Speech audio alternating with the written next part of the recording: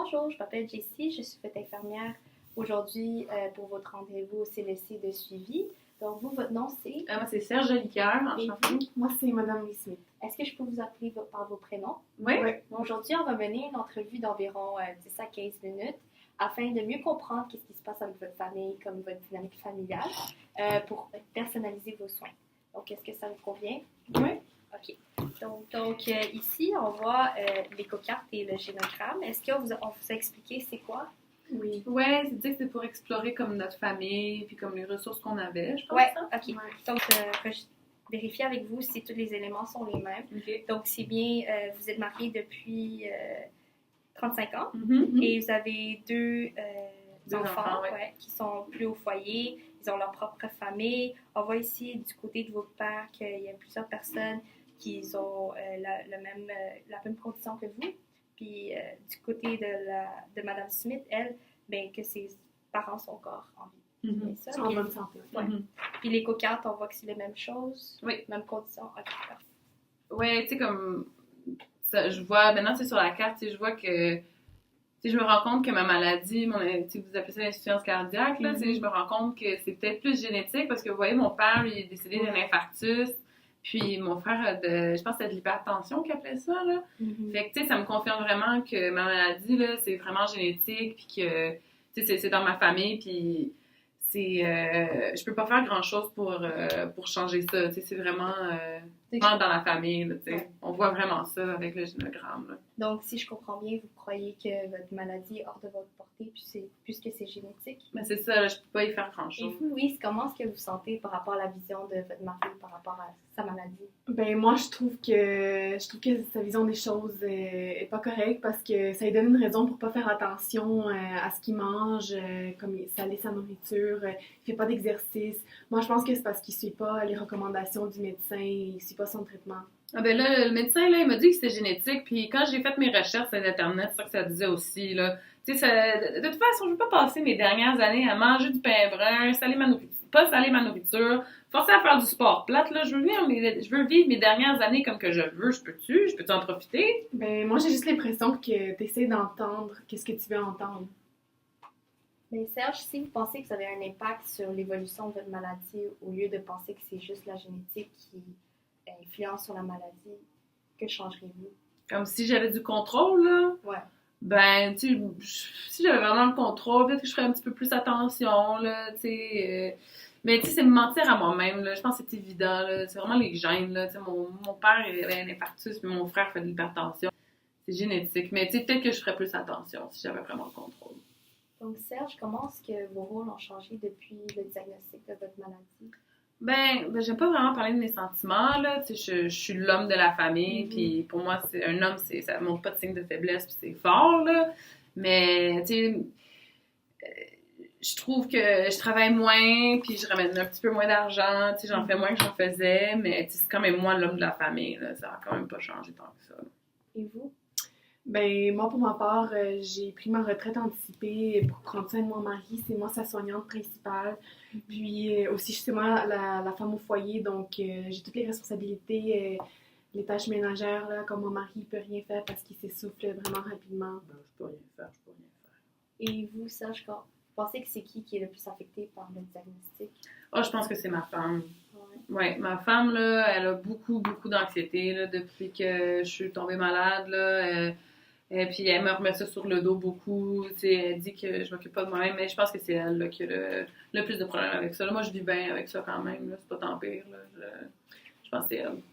Ben moi, pour ma part, je suis d'accord que c'est moi qui est plus préoccupée parce que Serge, je trouve qu'il néglige ses soins, puis moi, je me sens responsable. Ben, je prends tout sur mes bras, tu sais, je suis pas capable d'entrevoir un avenir positif pour lui. J'ai vraiment peur de le perdre, j'ai peur qu'il meure, donc c'est ça qui est difficile pour moi. J'ai pas envie de le laisser mourir. Avec toutes les nouvelles responsabilités qui viennent avec le diagnostic de la maladie et en étant un proche aidant, c'est tout à fait légitime que vous vous sentez comme ça. Ouais, c'est vraiment difficile. Donc, si je comprends bien, Louise, vous pensez que votre mari va bientôt mourir, donc vous êtes très inquiète pour lui, donc vous le surprotégez.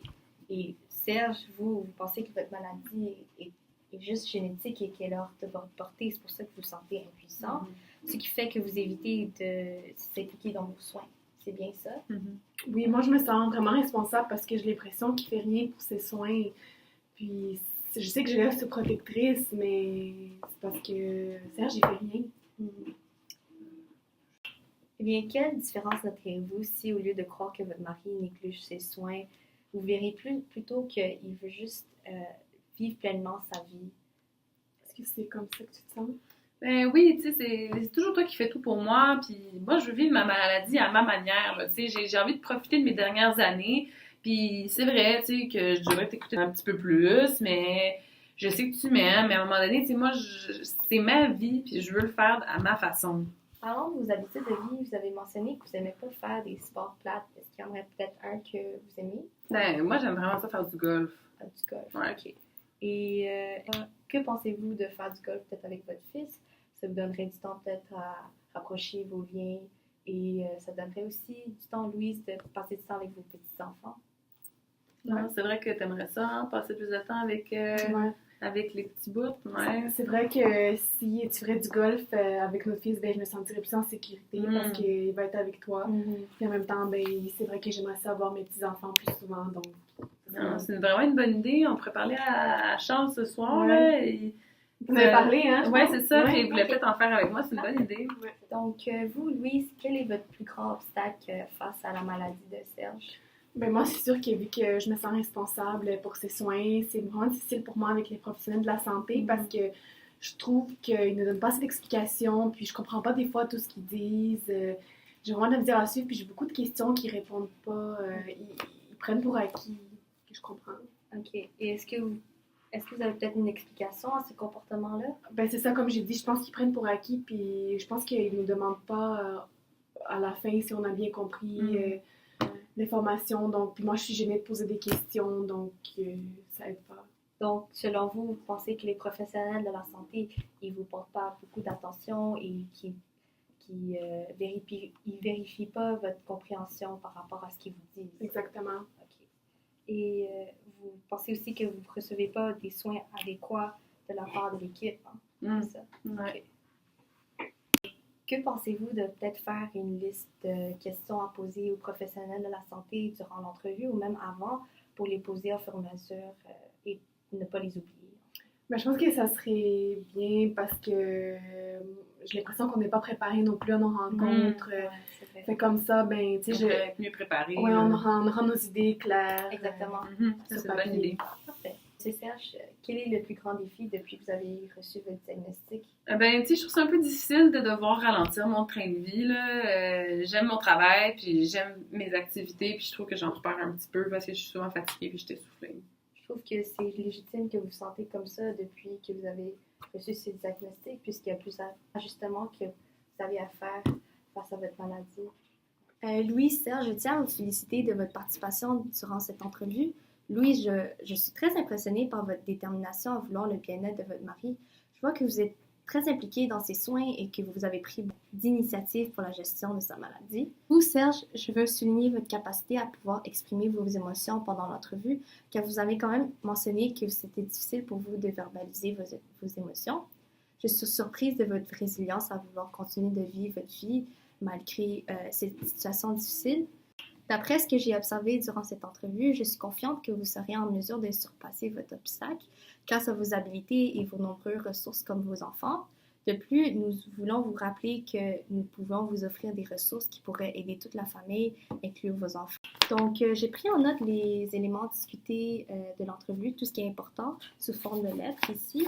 Et si vous pouvez avoir une aide visuelle que vous pourrez consulter au besoin.